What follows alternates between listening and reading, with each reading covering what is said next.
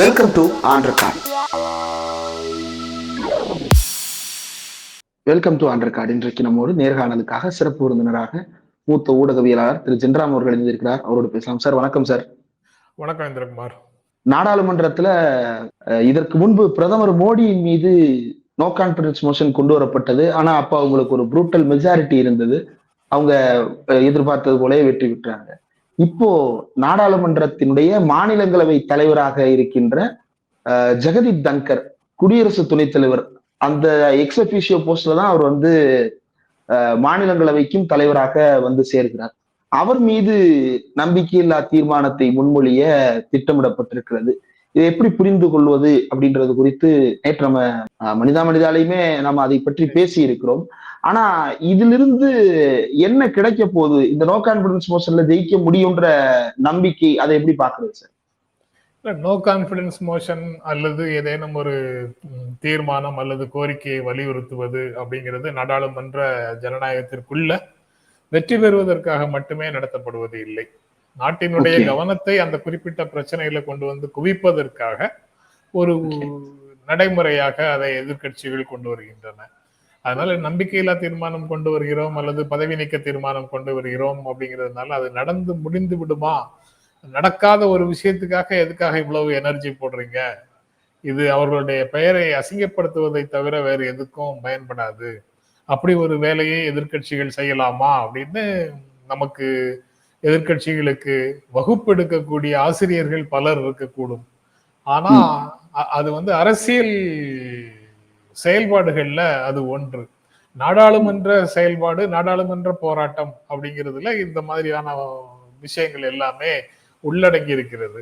மக்கள் மன்றத்தில் நடக்கக்கூடிய போராட்டங்களை நம்ம வீதிகளில் ஆர்ப்பாட்டங்கள் மூலமாக அரசின் கவனத்திற்கு கொண்டு போக முயற்சி செய்யறோம்.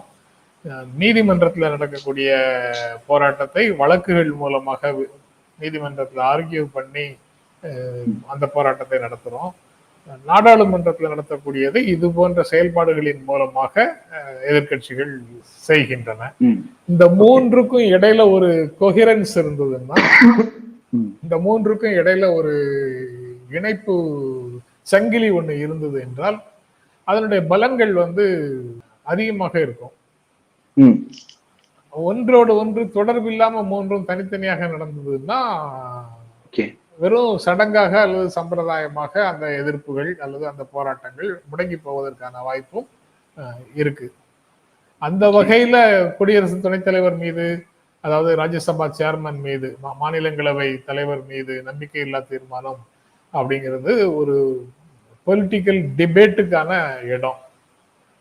அதாவது இந்த 10 ஆண்டுகள்ல குறிப்பாக வெங்கையா நாயுடு இருக்கும்போது கூட அவர் வந்து ஒரு மாதிரி பேலன்ஸ் பண்ணாரு. ஆக்சுவலா வெங்கையா நாயுடு ரிட்டையர் ஆகும்போது வந்து யாருமே எதிர்பார்க்காத வகையில் எதிர்கட்சியில இருந்து அவ்வளவு பேர் வந்து அவருக்கு வாழ்த்தெல்லாம் தெரிவிச்சு ஒரு நல்ல very good farewell for him.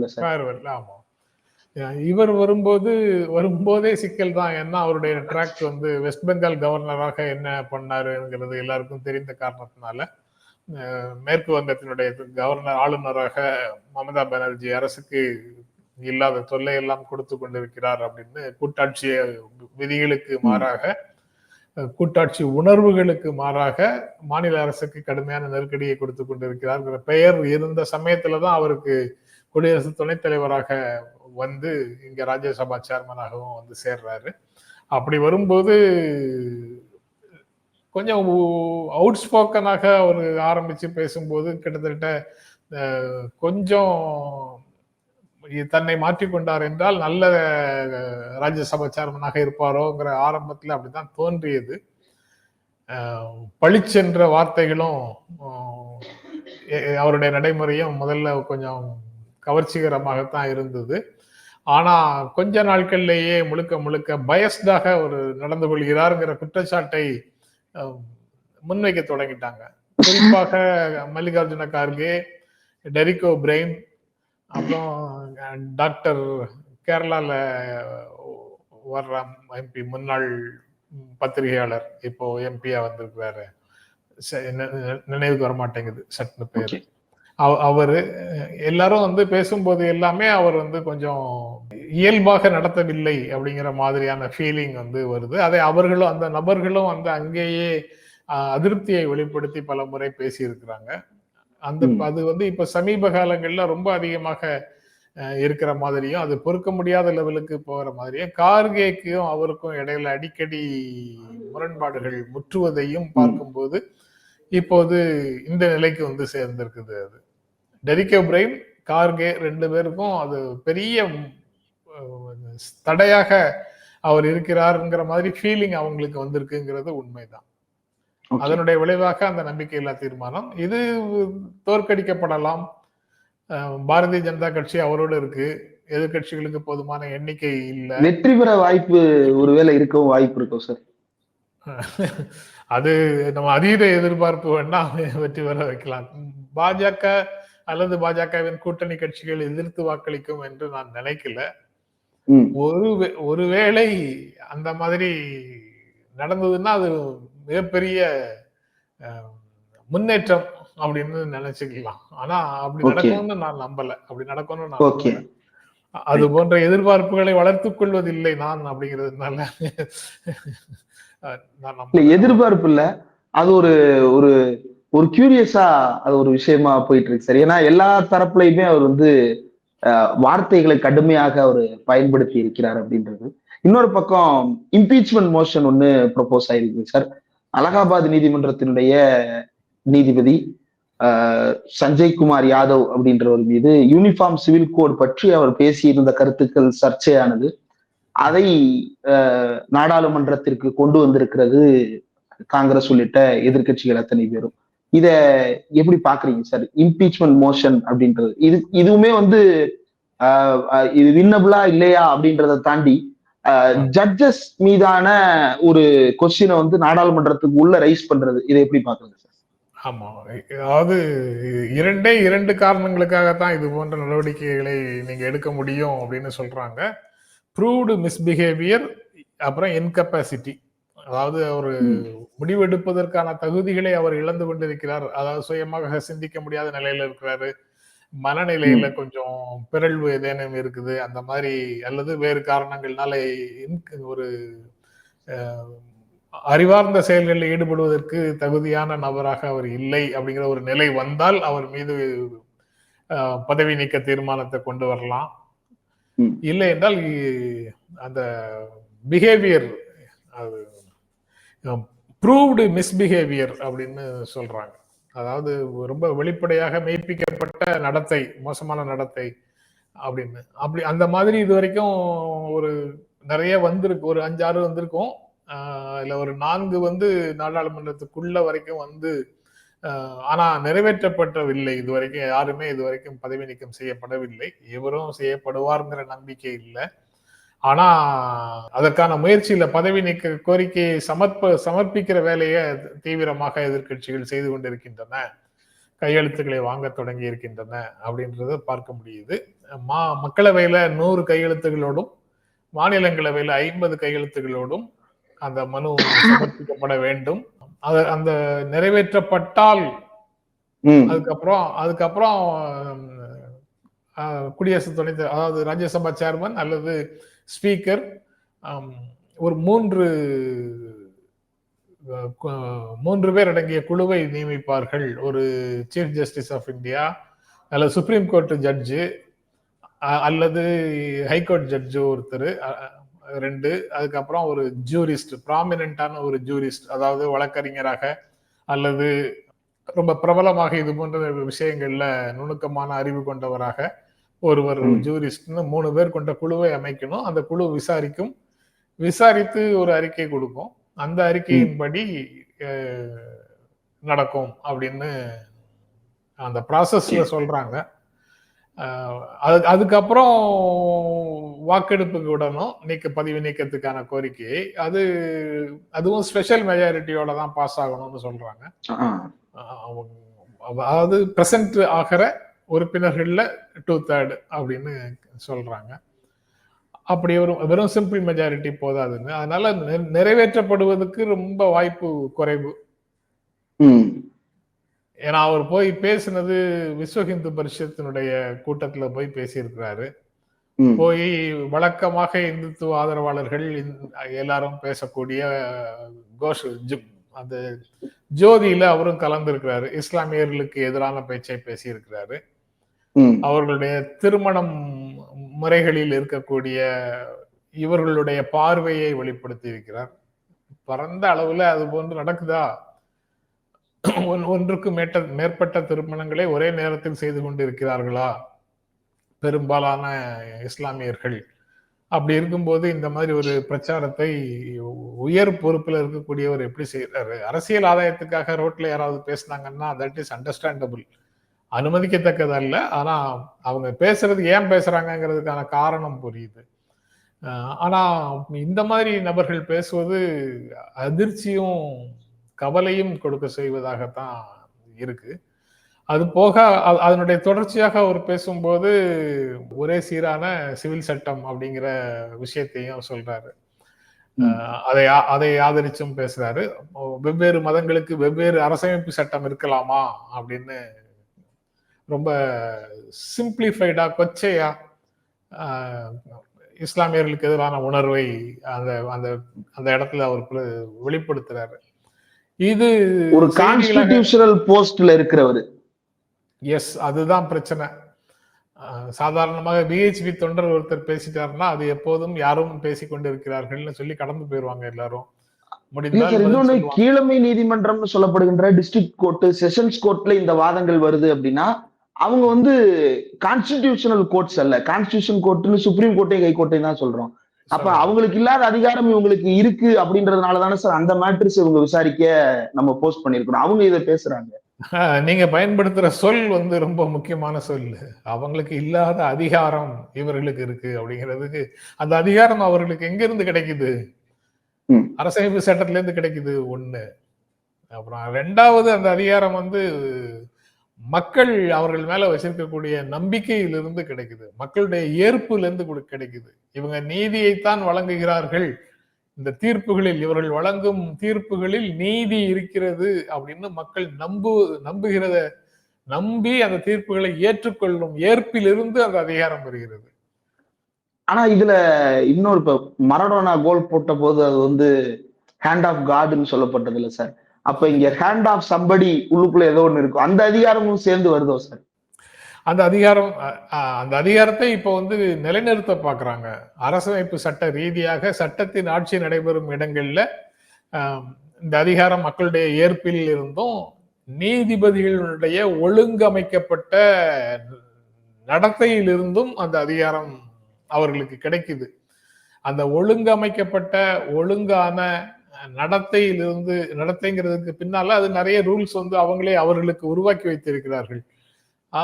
அதுல ரொம்ப அடிப்படையானது அரசமைப்பு சட்டத்தின் மேலதான் அவங்க உறுதிமொழி எடுத்து இந்த பதவிகளை ஏற்கிறார்கள். அதனால அவங்க கான்ஸ்டிடியூஷனல் பாடி, நீதிமன்றம், ஹைகோர்ட்டும் சுப்ரீம் கோர்ட்டுங்கிறதுனால அவர்கள் வந்து அரசமைப்பு சட்டத்தை மதித்து நடக்க வேண்டும், அதற்கு விரோதமாக நடக்கக்கூடாது அப்படிங்கிறது எல்லாமே அந்த நடத்தையில இருக்கு.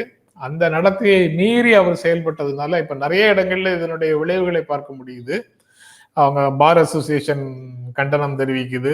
Campaign for judicial accountability and reforms, அது ஒரு உள் விசாரணை, நீதிமன்றத்துக்குள்ள ஒரு உள் விசாரணை கோருகிறது. அப்புறம் சுப்ரீம் கோர்ட்டே செய்திகளில் இருந்து அந்த செய்தியை எடுத்து இப்படி ஒரு நடவடிக்கையை ஹைகோர்ட் ஜட்ஜ் செய்யலாமா அப்படிங்கிறது தொடர்பாக விளக்கம் கேட்குது. அலகாபாத் ஹைகோர்ட்டுக்கு விளக்கம் கேட்குது. இது தவிர எதிர்கட்சி உறுப்பினர்களும் அதை வந்து இம்பீச்மெண்ட் மோஷனாக கொண்டு வர்றோம், பதவி நீக்க தீர்மானத்தை நாடாளுமன்றத்தில் கொண்டு வருவதற்கான முயற்சிகள்ல இருக்கிறாங்க அப்படின்னு பார்க்க முடியுது இந்த செய்திகள்ல.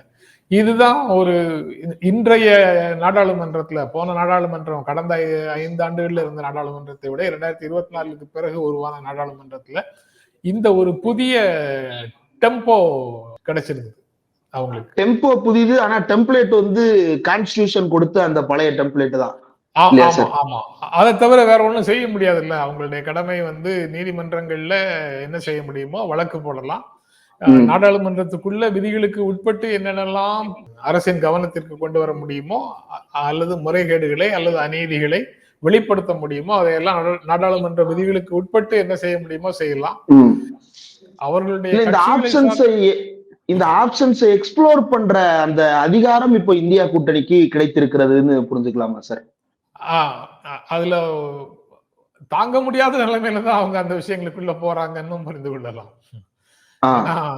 பொறுக்க முடியாத ஒரு நிலைக்கு போகும்போதுதான் அவங்க போறாங்க. மற்றபடி அவங்க வேற என்ன நிலையில இருப்பாங்கன்னு தெரியல. இதுலயும் கூட 2 நாட்கள்ல ஒரு 50 கையெழுத்து மக்களவையில் உறுப்பினர்களிடையும் இன்னொரு 38 கையெழுத்தோ 40 கையெழுத்தோ ராஜ்யசபா மெம்பர்ஸ்டவும் வாங்கியிருக்கிறாங்க. அதுல ராஜ்யசபால 50 வாங்கணும், அது சீக்கிரம் வாங்கிடுவாங்க. இங்க 100 வாங்கணும், அதுவும் இன்னைக்கு வாங்கணும் அல்லது நாளைக்கு வாங்கி அதுக்கப்புறம் தான் கொடுப்பாங்க. இது கொடுக்கிற வரைக்கும் ஒன்றும் பிரச்சனை இல்லை. அதற்கு பிறகான நடைமுறைகள் எப்படி வருது அப்படிங்கிறத பார்க்கணும். இன்னொரு அதிர வைக்கக்கூடிய தகவல் வந்திருக்கிறது. சரி, இப்போ நம்ம பேச தொடங்குவதற்கு சில நிமிடங்கள் முன்னாடி பார்த்தேன், ஒன் நேஷன் ஒன் எலெக்ஷனை இந்த கூட்டத்தொடர்லயே இன்ட்ரோடியூஸ் பண்ண போறதா அறிவிப்பு வந்து விட்டது. பிஜேபி 3 லேன் விப் பாஸ் பண்ணிருக்காங்க. அவங்க 2014 பிரதமராக பொறுப்பேற்றதற்கு பிறகே அடிக்கடி தேர்தலில் நடப்பது குறித்து பிரதமர் நரேந்திர மோடி நிறைய கருத்துக்களை சொல்லிக்கிட்டே வந்தாரு. ஒரே நேரத்துல மக்களவை தேர்தலுக்கும் சட்டப்பேரவை தேர்தல்களுக்கும் தேர்தல் நடத்துவதுதான் சிறந்தது அப்படின்னு சொன்னாரு. அப்போது இதெல்லாம் நடைமுறை சாத்தியம் இல்லாத விஷயம் அப்படின்னு அதை சாதாரணமாக வேறு ஏதோ பிரச்சனைக்காக திசை மாற்றுகிறார்கள், மடை மாற்றுகிறார்கள் அப்படின்னு வழக்கமாக எல்லா பேச்சுக்களுக்கும் இது இப்படி ஒரு தியரியை சொல்லிட்டு பேசுகின்ற அந்த பேச்சினுடைய உண்மையான பொருளையும் உண்மையான ஆபத்தையும் உணராமலேயே கடந்து போகும் கூட்டமாக நாம் இருக்கிறோம். அந்த வகையில இது நடக்காது அப்படின்னு சொல்லிட்டு விட்டுட்டாங்க எல்லாரும். 2019 வந்ததுக்கு பிறகும் லேசா அதனுடைய பேச்சு ஆரம்பிச்சது. அதுக்கப்புறம் பாதி டேமுக்கு பிறகு முன்னாள் குடியரசுத் தலைவர் தலைமையில கமிட்டி போட்டு ஒரு அறிக்கையை வாங்கி கையில வச்சுக்கிட்டாங்க. இப்போ அது மத்திய ஒப்புதலுக்கும் கொடுத்துருக்குறாங்க. இது அடுத்த கட்டமாக இங்க உள்ள கொண்டு வரணும். தேவையான அரசமைப்பு சட்ட திருத்தங்களுக்கு அவங்க ப்ராசஸ் பண்ணணும். அது இப்போதைக்கு அது நடக்காதுங்கிற நம்பிக்கையில் அது வராது அப்படின்னு நம்ம நினைச்சிட்டு இருக்கிறோம். அவங்க வேற என்ன அவங்களுடைய மனசுல என்ன வச்சிருக்கிறாங்களோ தெரியல. 2-3 அரசமைப்பு சட்ட திருத்தங்கள் தேவை அப்படிங்கிறது ஒண்ணு, மாநிலங்களுடைய ஏற்பு அப்படிங்கிறது ஒண்ணு. அது எல்லாம் எப்படி நடக்கும் அப்படிங்கிறது தெரியல. மாநிலங்களுடைய ஏற்பு பாதிக்கு மேல அவங்க கையில இருக்கு, அதனால அவங்க அதை போட்டு வாங்கிட முடியும். அதனால அரசமைப்பு சட்டத்தை 2/3 மெஜாரிட்டியோட எப்படி நிறைவேற்றுவார்கள்? இதை சாதாரணமாக ஒரு மணி பில் மாதிரி மற்ற சில விஷயங்களை செய்யற மாதிரி மணி பில் மாதிரி அல்லது அரசாணை மூலமாக இதையெல்லாம் செயல்படுத்த முடியாதுன்னு நாம நினைச்சிட்டு இருக்கிறோம். அவங்க என்ன செய்ய போறாங்கன்னு தெரியல.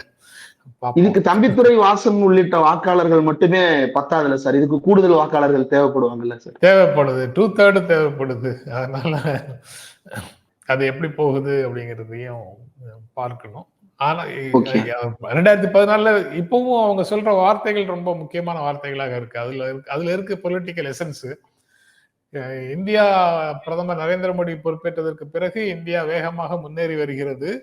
இந்த முன்னேற்றத்திற்கு பெரும் தடையாக அடிக்கடி நடக்கும் தேர்தல்கள் இருக்கின்றன அப்படின்னு சொல்றாங்க. இது இன்னும் கொஞ்சம் எக்ஸ்டெண்ட் பண்ணி பார்த்தா, அடுத்த தேர்தல் முடிஞ்ச உடனே எக்ஸ்டெண்ட் பண்ணி பார்த்தா, இந்தியா பிரதமர் நரேந்திர மோடி தலைமையில அல்லது பாஜக தலைமையில வெகு வேகமாக முன்னேறி வருகிறது. தேர்தல்கள் பெரும் தடையாக இருக்கின்றன. அடிக்கடி நடக்கின்ற தேர்தல்கள்ங்கிறது போய் அப்ப தேர்தல்கள் பெரும் தடையாக இருக்கின்றன. இந்த அட்ஜெக்டிவ்ஸ் எல்லாம் உழைச்சு விட்டுட்டு பார்த்தோம்னா செய்தி கிடைச்சிருது. அதுதான் நோக்கமா அப்படிங்கிறது புரியல. அதை நோக்கிதான் அது போகும் என்பது மட்டும் தெளிவாக தெரியுது. ஏன்னா அவர்களுடைய அடிப்படை திட்டங்கள்ல வலிமையான ஒன்றிய அரசு அது மட்டுமே போதும். டெல்லியிலிருந்து இந்தியாவை சிறு சிறு மாநிலங்கள் மூலமாக அல்லது சிறு சிறு நகராட்சிகள் மாதிரி அமைப்புகள் மூலமாக ஆள முடியும் அப்படிங்கிறது அவங்களுடைய தியரியில நம்பிக்கை கொண்டவர்களுக்கு தெரியுது.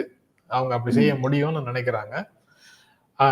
அதனால இந்த ஒப்புதலுக்கு பின்னால நீண்ட கால திட்டம் ஒன்று இருக்கலாம், அமிர்த கால திட்டம் ஒன்று இருக்குதோ அப்படிங்கிற எண்ணமும் சேர்ந்துதான் வருது. பிஜேபி உறுப்பினர்கள் அத்தனை பேரும் கட்டாயம் வரணும். அன்றைக்கு கட்சியினுடைய கட்டுக்கோப்போடு கட்சி வழிகாட்டியபடி நடக்க வேண்டும், இல்லாவிட்டால் நடவடிக்கை எடுக்கப்படும் அடிப்படையில் அடுத்து இந்த one nation one election bill அன்னைக்கு கொண்டு வர்றாங்க. என்ன திட்டமிட்டு இருக்கிறாங்க அப்படின்றது தெரியல சார். வந்ததற்கு பிறகு விரிவாக இதை பற்றி பேசலாம். இவ்வளவு நேரம் அன்று நாடாளுமன்றம் அனல் பறக்கும், குளிர்கால கூட்டத்தொடராக இருந்தாலும் கூட அன்று அனல் பறக்கும் அப்படின்னு தான் தோணுது. பொறுத்திருந்து பார்ப்போம். இவ்வளவு நேரம் ஒதுக்கி இந்த நேர்காணல் தந்ததற்கு மிக்க நன்றி சார். ரொம்ப நன்றி இந்திரா.